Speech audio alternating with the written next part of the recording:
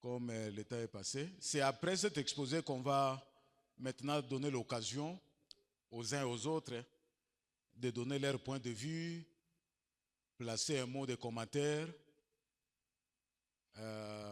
Si vous pensez que vous avez une question, bon, vous pouvez la poser. Ce n'est pas à moi de répondre, ce sont les collègues dans la salle qui vont répondre. Le troisième exposé porte sur quelques pièges et tâches théologiques en Afrique. Pièges et tâches théologiques en Afrique aujourd'hui.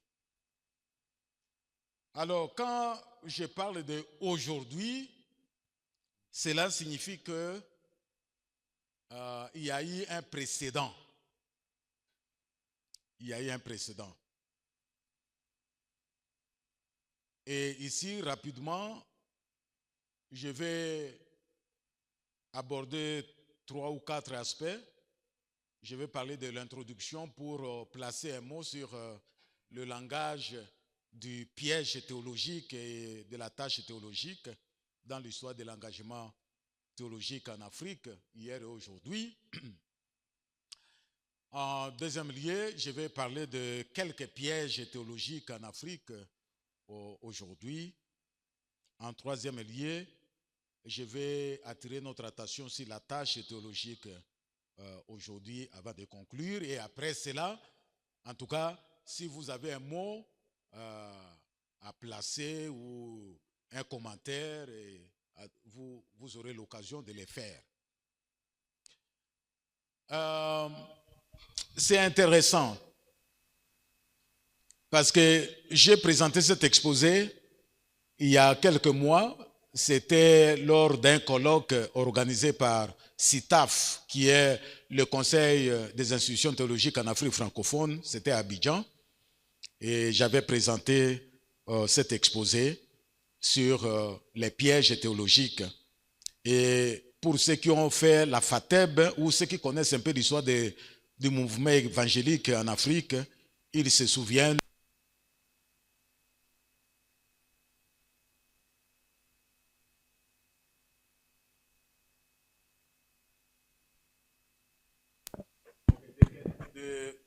de quelqu'un qu'on appelle Biancato. Biancato, un Nigérian qui a publié un ouvrage, Piège théologique, en Afrique en 1975. Alors moi, je me posais la question quand on m'avait invité pour parler à ces colloques. J'ai dit, mais de 1975 à 2025, c'est combien d'années? 50 ans. Qu'est-ce qui a changé?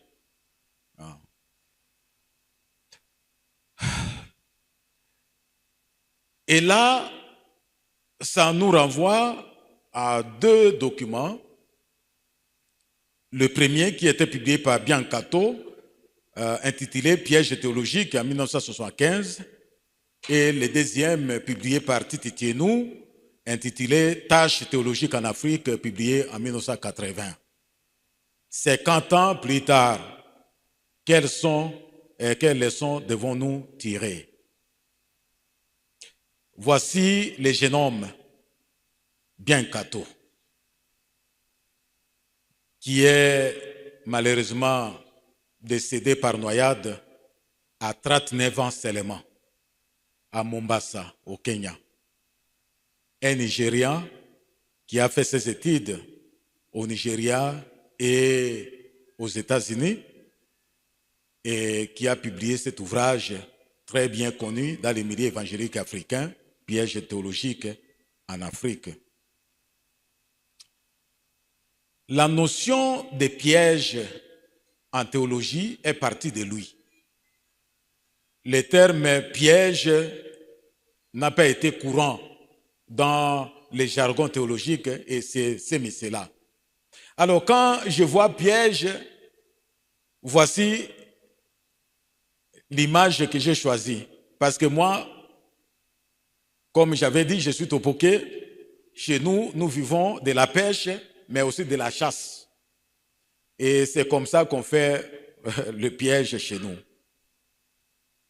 les concepts de pièges dans le contexte de ma réflexion est à comprendre comme embuscade ou une erreur fatale ou un handicap au progrès et à l'émergence. Quand je parle de pièges dans le contexte de cet exposé, je parle simplement des obstacles, des erreurs fatales qu'on peut commettre, des handicaps au progrès, à notre progrès et à notre émergence. Notez bien, il y a un détail que je mentionne ici. Alors qu'un piège est généralement tendu et entretenu par une personne pour attraper du gibier ou pour la chute de quelqu'un d'autre, dans le cadre de la présente réflexion, le piège est malheureusement, intentionnellement ou non, tendu et entretenu par soi-même pour son propre échec. C'est une nuance très importante à saisir. Parce que chez nous au village, quand on tendait, et cette contextualisation théologique implique la trilogie penser, dire et faire la théologie aujourd'hui. Penser la théologie aujourd'hui, dire la théologie aujourd'hui et faire la théologie aujourd'hui. C'est l'appel que je lance partout où je passe aujourd'hui en Afrique. Il s'agit ici de la méthodologie, d'une part, et de la philosophie, d'autre part, dans l'engagement théologique. Moi, je ne suis pas ici pour faire l'apologie ou l'apologétique des points doctrinaux. Je ne suis pas venu pour des doctrines. Je suis venu pour attirer notre attention sur la tâche théologique qui nous incombe aujourd'hui. C'est notre génération, c'est notre temps, c'est notre responsabilité. Et à ce niveau, en tout cas mon appel, c'est que nous puissions revisiter notre façon de penser la théologie, de dire la théologie et de faire la théologie.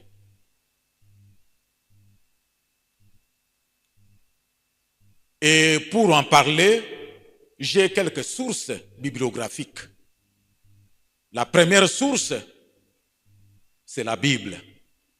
Parce qu'à mon avis, notre discours théologique, notre engagement théologique devrait avoir comme soubassement, comme fondation ou fondement la Bible, les Écritures. Bien que je ne sois pas un bibliste comme mon collègue, mais en tant que chrétien, théologien chrétien, moi je ne peux pas faire la théologie sans la Bible.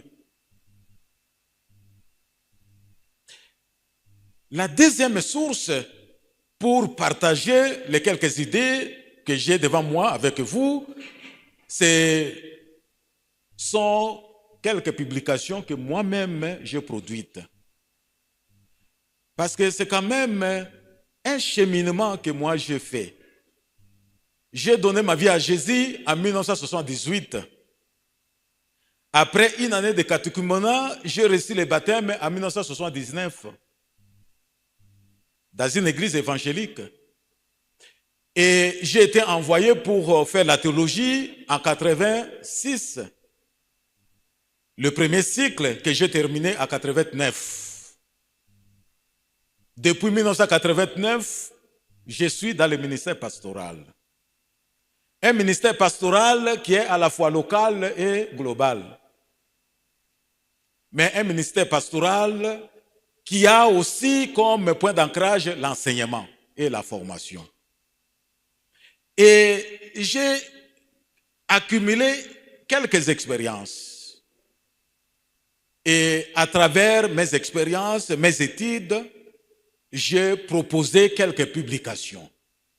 Et quand je revisite ces publications, j'essaye de voir quelques pièges que les théologiens eux-mêmes sont en train de s'étendre. Et je vois aussi quelques tâches auxquelles nous, théologiens, aujourd'hui, nous sommes appelés. La troisième source pour partager mes idées avec vous, ce sont des observations.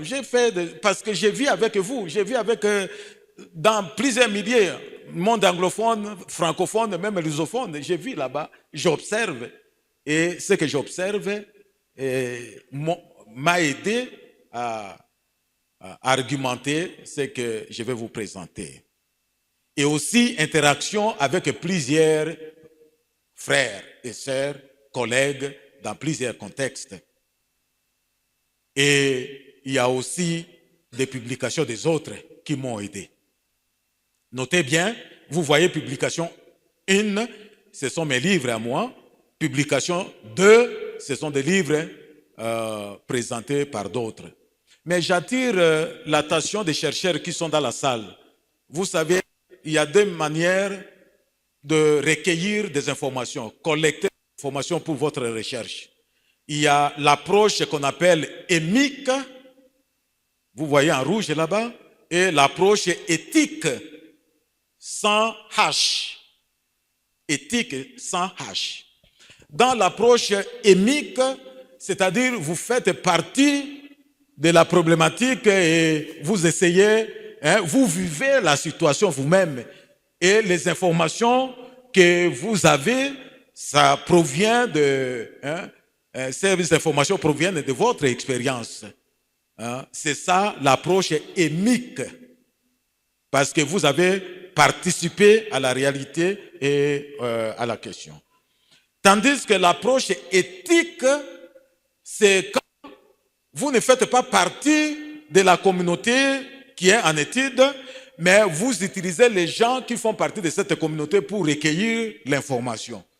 Et là, vous faites une approche éthique.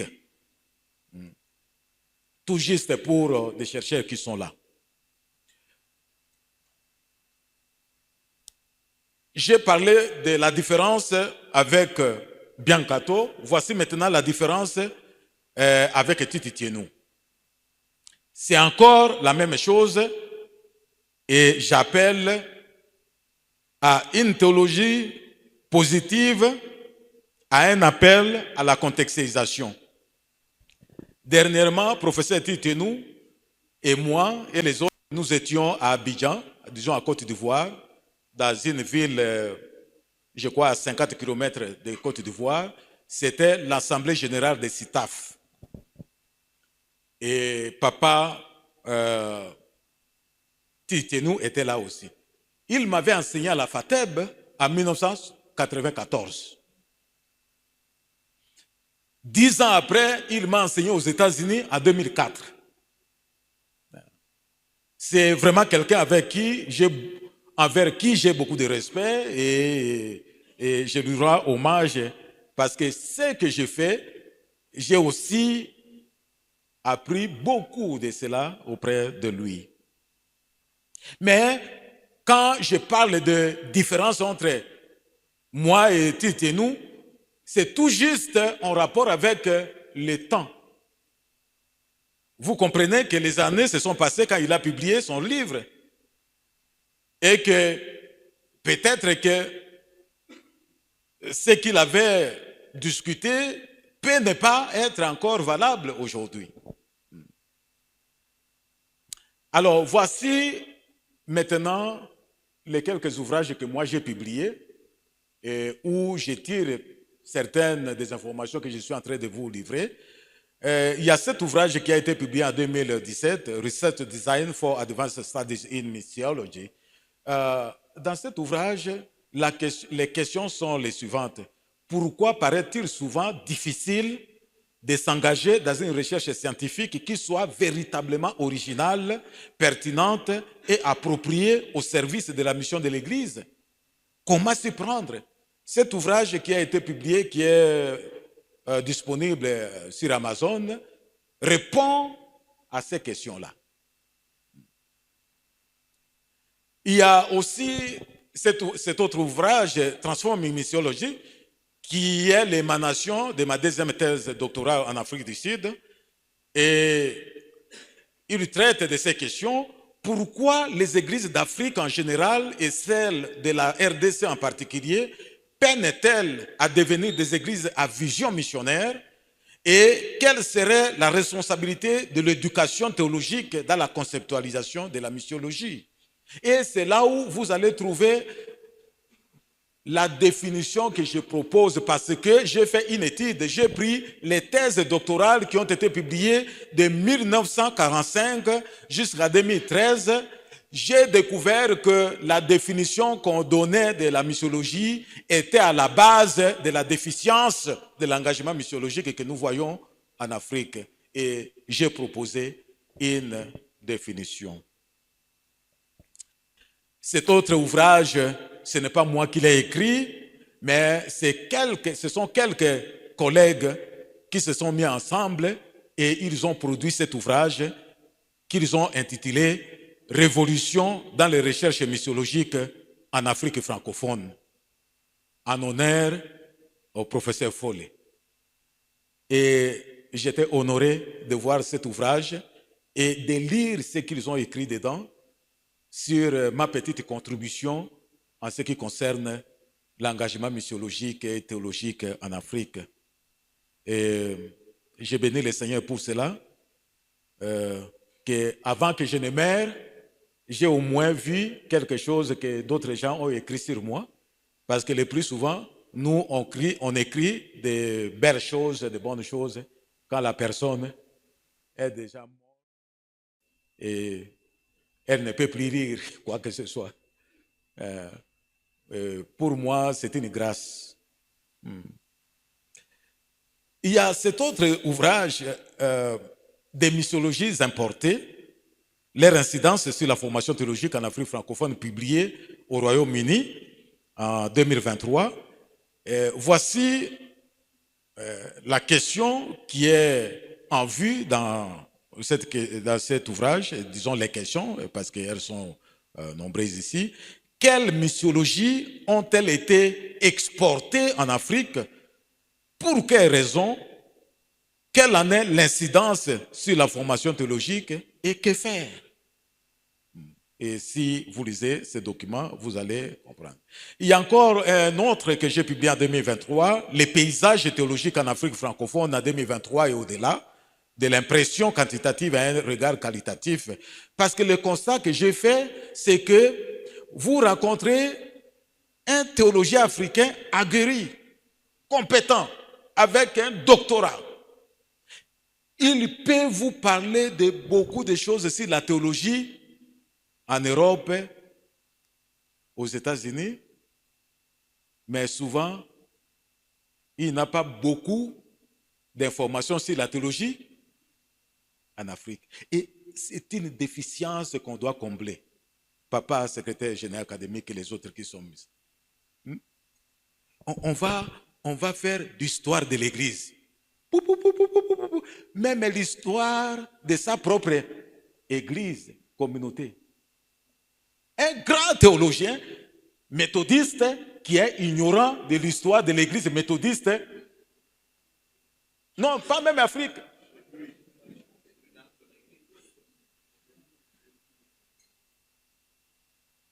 Vous voyez des vides à combler.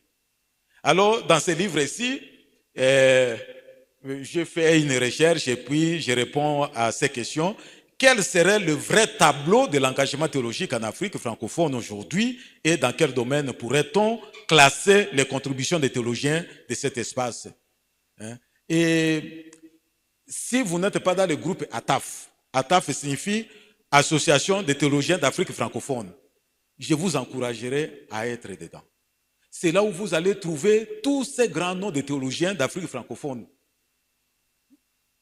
Et qui sont en train d'écrire. Ils publient des articles, des livres et tout ça. Mais comment est-ce que vous pouvez être un théologien africain tout en ignorant même un seul théologien africain? Une fois, j'étais quelque part et puis on dit, bon, c'est le professeur Follet qui va donner l'exposé. Oh, j'ai bougé ici. C'est le professeur Foll qui va donner le... Alors, les gens étaient là. Alors, avec ma petite taille, j'arrive. On demande où est Foll. Il dit, c'est lui qui est là. Oh non, ce n'est pas lui. On a beaucoup entendu parler de... Ce n'est pas Foll. Et ça, c'est une erreur grave. Parce que Dieu, oui, par moment, il a utilisé les anges pour révéler sa volonté au peuple, ainsi de suite. Mais aujourd'hui, il se sert de vous et moi. Quelle que soit notre taille, quelle que soit notre morphologie, quelle que soit... Dieu ne va pas descendre à nous pour nous parler de théologie. C'est vous et moi. Et dans cet ouvrage qui est préfacé par révérend docteur Bokundua, le protestatisme congolais selon ses géniteurs lointains et immédiats, une lecture missiologique, j'ai, en tout cas, je ne sais pas, un théologien protestant qui ne peut pas avoir ses livres. Il est malheureux. Parce que vous savez ce qu'on appelle la troïka stratégique. On a beaucoup parlé de troïka stratégique dans le domaine politique. Mais si vous lisez ces livres, vous allez réaliser que l'ECC que vous avez était façonné par la troïka stratégique et devrait être conduite par la troïka stratégique. Cette troïka, c'est Église, mission, unité. Et c'est dans ce livre que je démontre comment la mission a commencé avec l'arrivée de Stanley, ce que je vous ai raconté en survolant ici. Et j'ai tiré beaucoup de leçons en produisant cet ouvrage.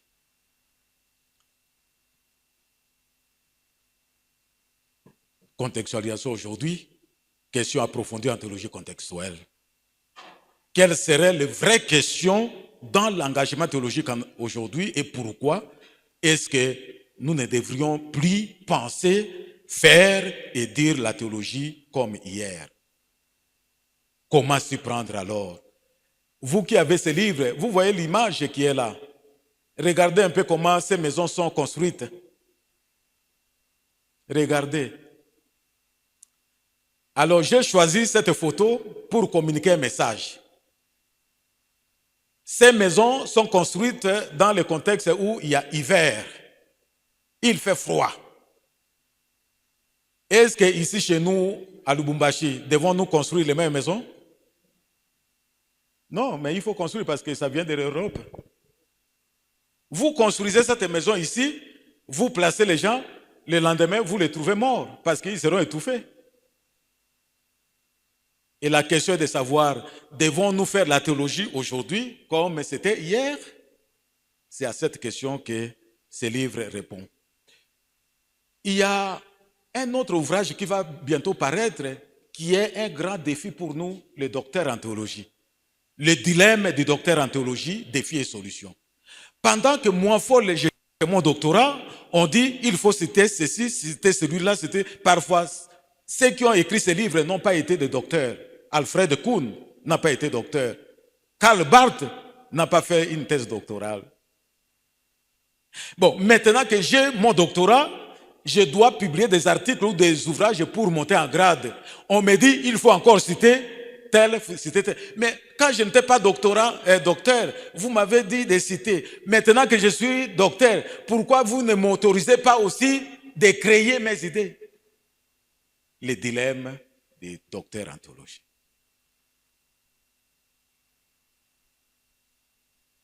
Bon, il y en a beaucoup, je dois, pour gagner le temps, parce que ce qui est important pour moi maintenant, c'est d'aller voir quels sont les pièges. Quels sont les pièges? Et pour découvrir les pièges qui nous attendent, je me réfère à Luc, chapitre 10, versets 25 à 27. Et je dis que au cœur de la théologie se trouve l'amour pour Dieu et pour ses affaires. Il ne faut pas faire la théologie si vous n'avez pas l'amour pour Dieu et pour ses affaires. Et là, vous serez en train de faire autre chose. Théologiser, à mon avis, c'est penser, dire, faire les études sur Dieu et ses affaires en lien avec le fait d'aimer Dieu ou de manifester l'amour pour Dieu.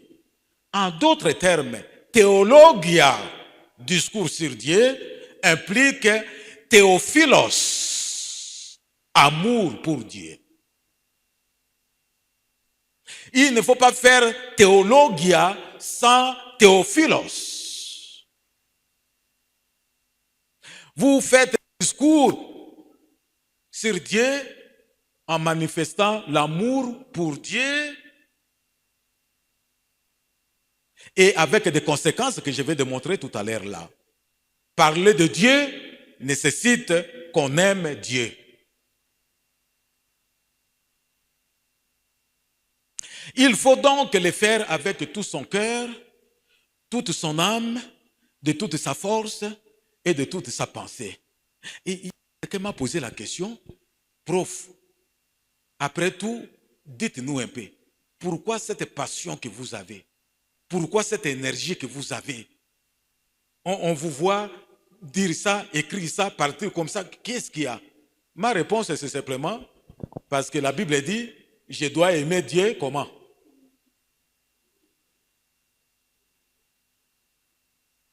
Ah, vous ne répondez pas. La Bible est claire. Il faut donc le faire avec tout son cœur, toute son âme, toute sa force et toute sa pensée. Il ne faut pas faire la théologie simplement parce que bon, on doit savoir que bon, voilà, un docteur, il a un diplôme. Non, nous devons faire la théologie comme un appel, une vocation, une réponse de l'amour de Dieu envers nous. C'est une responsabilité individuelle d'abord, personnelle. Hein? Notez bien le pronom possessif dans cet article, dans ces versets-là. Ton. Tu aimeras ton Dieu. C'est d'abord une responsabilité personnelle. Ce n'est pas question de se faire voir, de dire que moi aussi je suis docteur, je suis théologien. C'est une responsabilité personnelle. Et il faut le faire avec dévouement, avec engagement entier. Hein? Regardez l'adjectif qualificatif tout. T-O-U-T. Il faut le faire avec tout engagement. Mais attention, il faut également le faire en tenant compte du prochain. Il faut aussi, quand nous faisons la théologie, nous devons aussi tenir compte du prochain. C'est une responsabilité commune et collective. Nous devons faire la théologie avec les autres. Il ne faut pas rester dans votre chambre et faire la théologie là-bas. C'est pour ça, dans un autre article que j'ai publié, j'ai dit, nous devons passer des recherches individuelles, solitaires, à des recherches communautaires. Parce que si vous écrivez, vous exposez vos idées, d'autres vont aussi donner des points de vue et ça va vous aider à recadrer les choses. Et il faut faire la théologie pour l'intérêt et le bien-être communautaire. Ne faisons pas la théologie simplement pour le plaisir de le faire. Nous devons le faire pour le bien-être.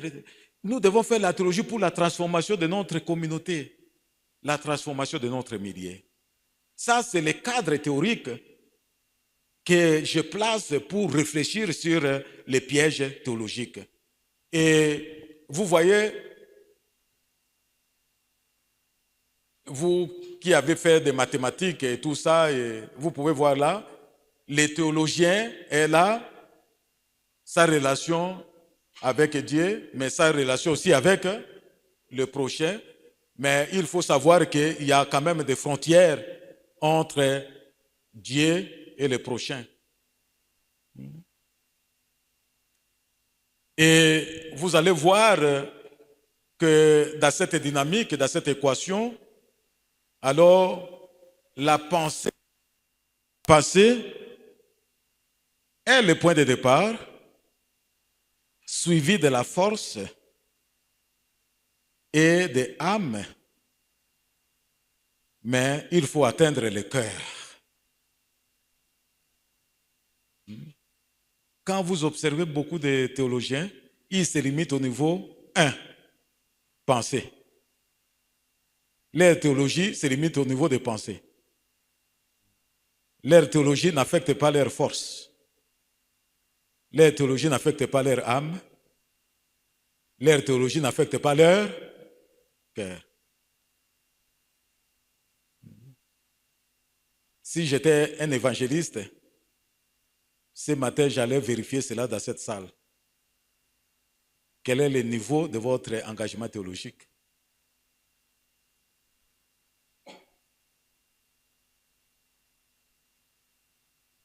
Quel est le niveau?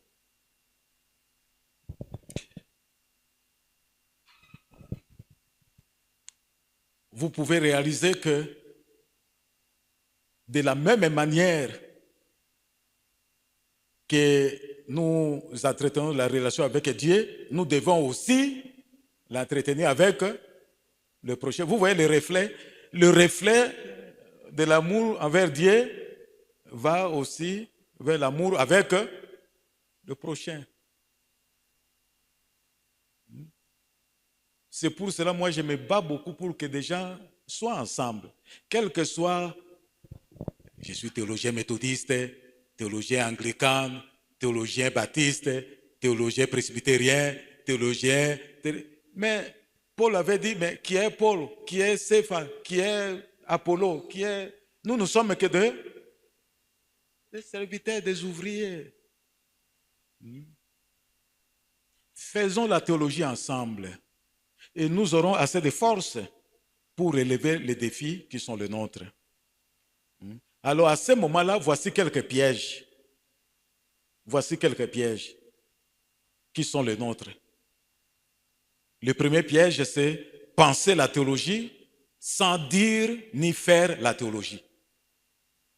Le deuxième piège, dire la théologie sans penser ni faire la théologie. Le troisième piège, faire la théologie sans penser ni dire la théologie. Le quatrième piège, s'engager en théologie sans une relation personnelle avec Dieu. Le cinquième piège, s'engager en théologie sans tenir compte de la gloire de Dieu. Sixième piège, s'engager en théologie sans une conviction personnelle. Septième piège, s'engager en théologie sans tenir compte du bien-être des autres. Huitième piège, s'engager en théologie sans impliquer d'autres collègues. Neuvième piège, s'engager en théologie avec légèreté, sans habileté, sans force.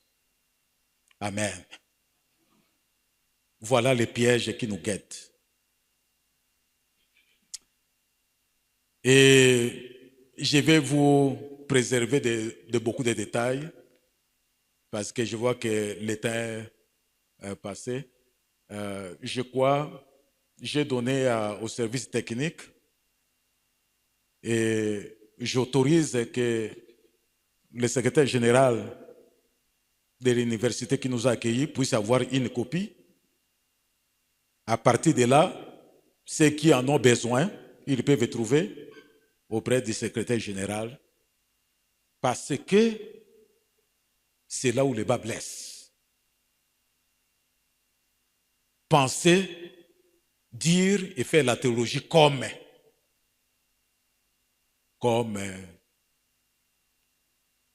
je ne vais pas citer les noms pour qu'on ne m'accuse pas. Comme.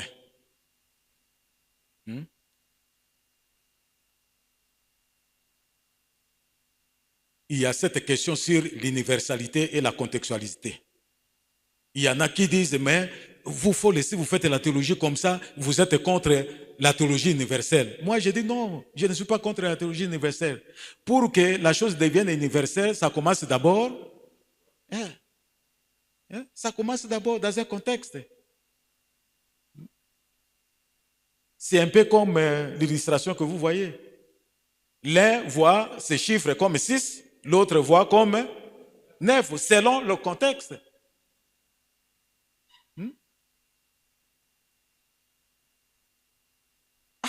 Voici le piège. Tout connaître des autres, mais tout ignorer de soi-même.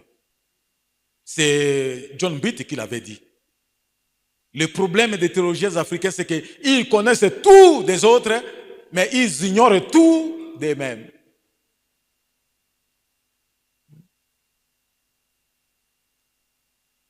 La théologie de solitude est la solitude théologique. Quelqu'un qui est toujours isolé, au lieu d'être avec les autres. Il ne faut pas penser que vous connaissez tout. Et c'est avec le contact des autres que vous pouvez aussi apprendre des autres, ainsi de suite. Cherchez à être avec les autres.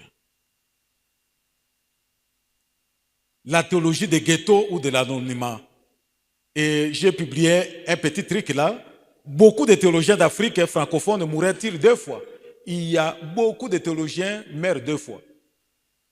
Ils meurent d'abord physiquement, mais comme ils n'avaient pas écrit, dès qu'ils meurent, ils meurent.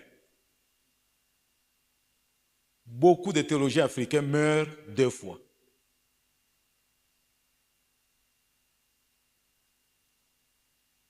L'âge, les genres et les titres académiques. J'ai béni le Seigneur que dans la salle, il y a beaucoup de mamans. Et après cet exposé, j'aimerais avoir une photo seulement avec les mamans. Les jeunes sont absents dans l'engagement théologique. Même dans cette salle, il y a combien de jeunes ici? Je vois une seule main ou 2. Nous tous, nous sommes des vieillards. Si nous mourons ici,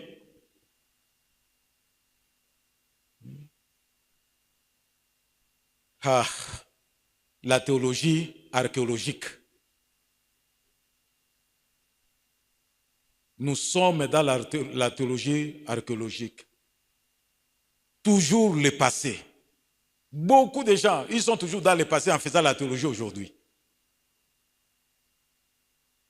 À un moment donné, j'ai dit, nous faisons la théologie des morts. Alors que nous tous, nous disons que la Bible nous interdit de communiquer avec les morts. Mais notre théologie, c'est plus avec les morts. Oui, ce n'est pas pour dire qu'on ne peut pas citer ceux qui sont morts, mais il ne faut pas rester dans le passé. Le passé avait ses réalités.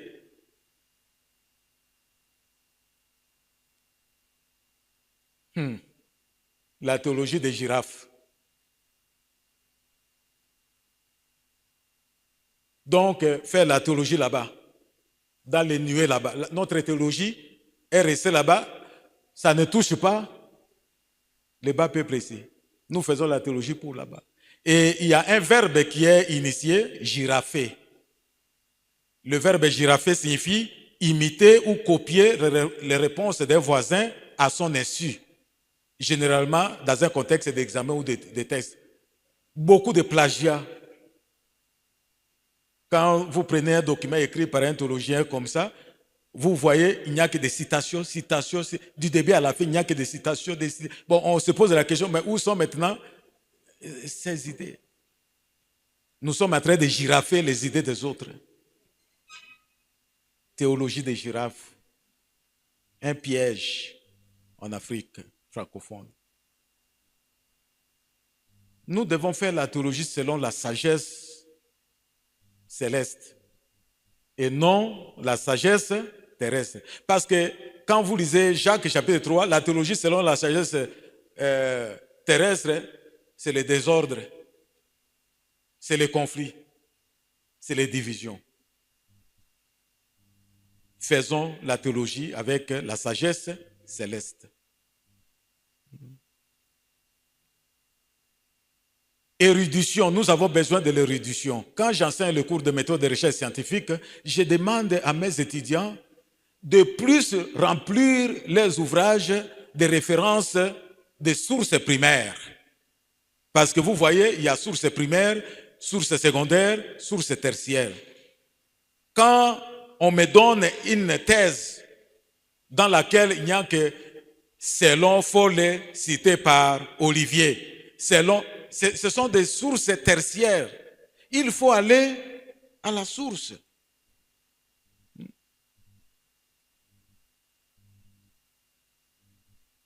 Attention, ne faisons pas la recherche théologique de survie.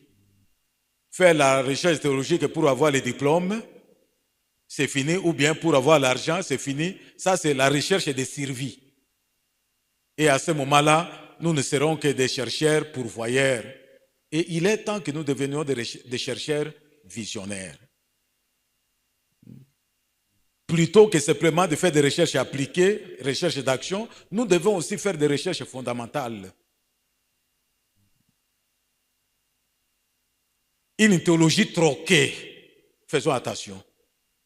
Et cette image, vous voyez comment les messieurs, à cause de son argent et tout ça, ils voulaient imposer les points de vue à l'autre messieurs. Je crois que vous vous rappelez de cette scène-là. Beaucoup de théologiens africains, à cause de financement, vous pouvez compléter la phrase. Alors, faisons attention avec une théologie troquée par l'argent, les titres, le pouvoir, les choses comme ça. Faisons attention avec une théologie d'affiliation doctrinaire. Je fais une étude qui sera publiée aussi, où je démontre comment il y a tel baptiste, tel baptiste, tel baptiste, tel baptiste, tel baptiste, autant de baptistes, tel méthodiste, tel méthodiste, tel méthodiste, autant de méthodistes. Tel. Alors quand vous rentrez à l'origine, mais ce ne sont pas nos conflits à nous. Ce sont des conflits d'ailleurs, mais qui sont simplement exportés et que nous avons importés. Alors faisons la théologie non pas à cause des doctrines, mais rentrons dans la Bible. Ensemble, méthodistes, anglicains, tout ça, nous pouvons être ensemble autour de la Bible pour voir qu'est-ce que Dieu nous dit pour notre contexte ici. Plutôt que de dire, bon, notre théologie méthodiste ne veut pas ça. Ah, mais papa, celui qui a fait cette théologie méthodiste était aussi un homme comme vous et moi. Bon, je cite méthodistes parce que nous sommes là. Hein? Ce n'est pas que les méthodistes sont mauvais ou quoi, mais c'est tout juste parce que ce sont eux qui nous ont accueillis et c'est plus facile de les identifier. Je dois me limiter là parce qu'il y en a beaucoup, mais qu'est-ce que nous devons faire? Il faut la transformation. Et quand on parle de transformation dans Romains chapitre 12, verset 2, il y a le fait de ne pas se conformer d'une part et d'être transformé d'autre part, mais au milieu, il y a certains principes qu'on doit abandonner. Sans cela, il n'y a pas de transformation. Hein? Le mot grec est métamorphe. Hein? Donc, ça exige des choses auxquelles on s'est conformé, des choses vers lesquelles on doit transformer et ce qu'on doit. Et je crois que ce sont des questions qui reviennent à nous. Je suis désolé, on a commencé en retard, c'est pour cela nous avons dépassé le temps, mais je dois m'arrêter là pour ne pas abuser de votre confiance. Et merci. Je vous remercie sincèrement pour votre attention. Vous qui êtes dans la salle et ceux qui nous suivent de loin. Et c'était vraiment un devoir pour moi de parler aujourd'hui de théologie et la transformation communautaire. J'ai parlé de beaucoup de choses. Les détails sont dans mes livres. Et j'ouvre simplement les débats. Je n'ai pas de solution toute faite. Et je suis prêt à échanger avec des collègues, à piocher de vos connaissances pour enrichir mon corpus académique. Et avec la prière que notre théologie sera au service de l'Église dans sa mission, dans ce monde brisé, dans ce monde malade. J'ai dit et je vous remercie.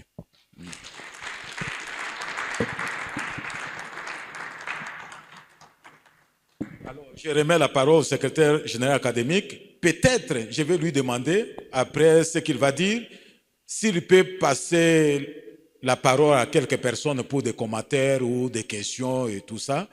Et je vois aussi que le protocole est prêt pour un petit rafraîchissement. Comme ça, on peut se dire des belles paroles et on prie et puis on se sépare. Vous avez la parole, chers collègues. Merci. Merci. Soyez là, soyez là. Merci beaucoup, professeur. Je suis très, très content de votre présence au milieu de nous. Mais le mot de remerciement, j'aimerais le faire juste après tout. Mais c'est une joie pour moi. Une très, très grande joie pour moi puisque c'est mon aîné. Il a fait la FATEB, j'ai fait aussi la FATEB. On se rencontre dans... Je vois beaucoup de traits. Je pense ceux-là qui me connaissent, beaucoup d'étudiants me voient quelque part en lui. N'est-ce pas? N'est-ce pas? Ouais. Mukubwa, nous appelons Mukubwa. Mukubwa, je suis très content. C'est un grand professeur. Je vais le présenter maintenant très bien. Il s'appelle Fole Lingunda. Un chrétien, comme nous venons de suivre cela dans son exposé, c'est un chrétien. Un bon pasteur, un bon professeur. Je pense que certains d'entre nous le connaissent déjà. C'est un très bon professeur. Il enseigne pour amener son auditoire à comprendre comme lui comprend. Je pense que ça, c'est notre façon de faire, nous, fatébiens. Quand nous enseignons, c'est pour amener l'auditoire à comprendre comme nous comprenons. C'est ce qu'il vient de faire d'ailleurs. Je salue cette manifestation.